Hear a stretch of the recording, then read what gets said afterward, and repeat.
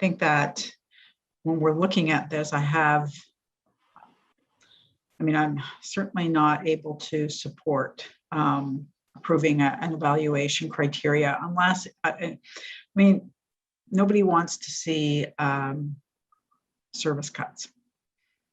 But what we have in front of us today, what I'm seeing in front of us today is, let's look at best way to greatest savings that impact the people who need our services the most, the people who are most disadvantaged.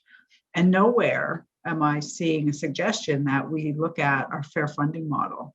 Nowhere am I seeing a suggestion that perhaps the rest of us who aren't impacted by COVID, who haven't been disproportionately affected by COVID, who aren't living in poverty all the time, who aren't part of our marginalized groups.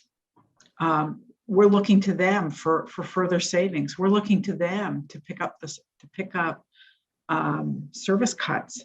We're looking to them to not have, at some point going from 30 to 60 minutes means not having a route. So, unless we see as a council,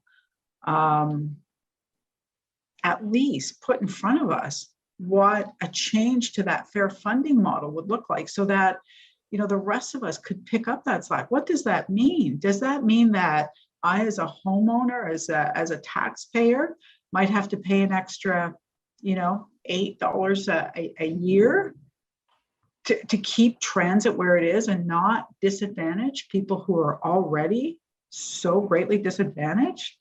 Unless I can see that, unless we have that conversation as a council, making these decisions for people who aren't around the table, and we can go out and we can consult, but we've done that before, and still the outcomes affect people who aren't at those tables all the time. So until we see that, I would suggest that we not approve certain evaluation criteria that we see in this report, because it's not balanced. It's not, and I'm not even looking for a balance. I think that the time has come to put balance aside, and for those of us that can afford it, and for those of us that are fortunate enough that we have not been so affected by COVID, so affected by a downturn in the economy, so affected by changes to transit, that perhaps it's time for us to